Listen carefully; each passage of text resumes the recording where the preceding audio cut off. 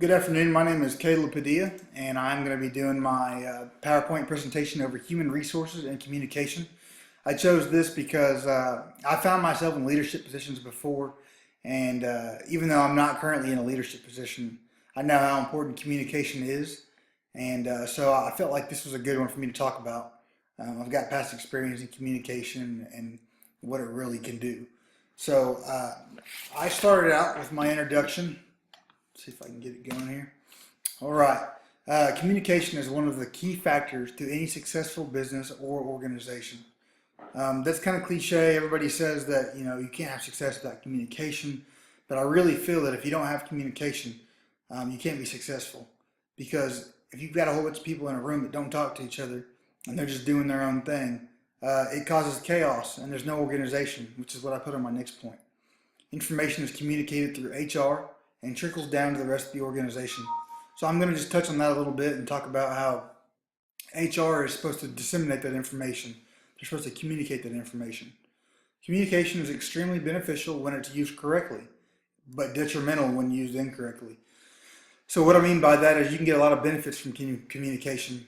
A lot of good things go on. People are talking, ideas are happening, but if you use it wrong or don't use it at all, then things can happen, such as people can break the law without knowing it because it wasn't communicated right, stuff like that. Positive forms of communication. Communication is needed to disseminate important information such as new or updated rules and regulations. Employees need to know how they're doing, so HR should give them praise and constructive criticism. So constructive criticism and annual evaluations is an important part of communication.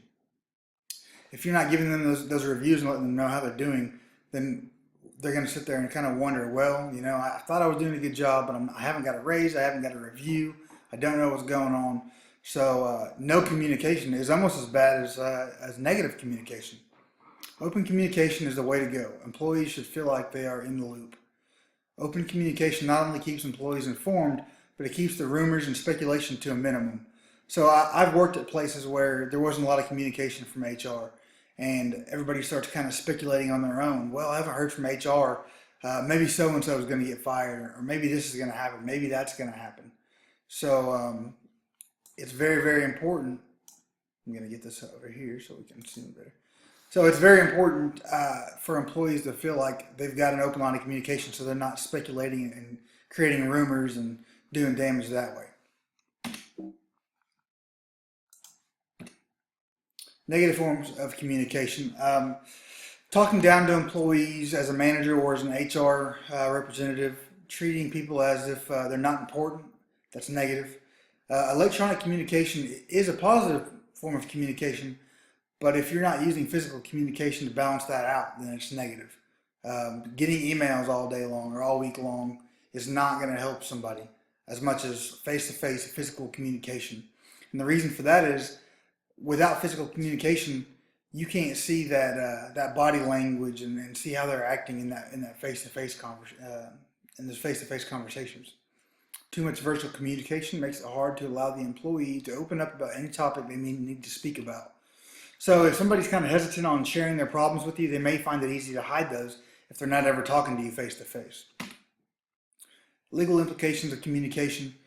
It's the job of the HR manager to convey new or changed laws to their managers. If they don't get those messages down to the managers and the supervisor levels, then somebody can get in trouble. For instance, if somebody didn't know that there was a law regarding not paying a man more than a woman just because of their gender, well, they could be in trouble. And ignorance of the law is not going to excuse them. They're going to get in trouble either way. And that includes equal opportunity, pay, and unfair treatment in the workplace. Now, as far as training goes, training should not be stopped just because you've been somewhere for a certain amount of time or you've got a lot of tenure. Training should be continuous throughout a career. Some environments may require more training than others. The reason that I put that is somebody that's a salesman that is not, or somebody that just works from home that doesn't have to really deal with people that much, they're not going to really need as much communication training as somebody that is in a room every single day with 5 or 6 people just butting heads. they may need a little bit more training, and that's kind of got to be tailored to the workplace. But training can be done in many different forms: web seminars, physical conferences, literature-based training, and manager-led training. Maybe it's once a week. You have a little conversation with everybody and let them know. Give them some tips on communicating with each other.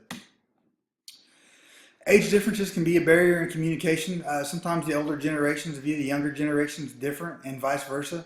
It's important to facilitate positive communication between the groups and remind them that they're on the same team. They're all there for the same reason.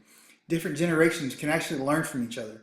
Those older generations can share their experiences, and the younger generations, they can tell them about the new technological advances and stuff like that. A lot more tech savvy usually in the younger generations, so they can share that with the older generations. And there should be training to integrate those different age groups. Cultural differences. Multicultural workplaces are a lot bigger than they used to be. America is a huge melting pot. It has been, but it's even more now than ever. So it's important to remember that different cultures communicate differently. For example, I was in Afghanistan, and it was, basically against their culture. It was offensive for you to show somebody the bottom of your foot.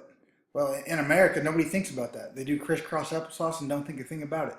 So it's important to kind of recognize the different cultural differences and be open to learning what those are. What may be okay to some groups may be offensive to others. By communicating properly through the different groups, people can learn from each other and share knowledge from other parts of the world. So my summary basically is the key points that I've got here is there's nothing more frustrating than not knowing if you're doing a good job. So that means that people need those reviews. People need to know how they're doing in their job. HR managers need to communicate with the employees and let them know their strengths and weaknesses and let them know how they're doing. Don't leave them in the dark. Virtual communication is useful, but face-to-face communication is necessary. The best communication is open communication. It's the job of the HR administrator to provide the correct information to supervisors to include legal changes. So basically, don't set them up for failure. They need to know what's proper and what they need to be telling to their employees. The HR manager should schedule and facilitate training to employees on HR topics and communication.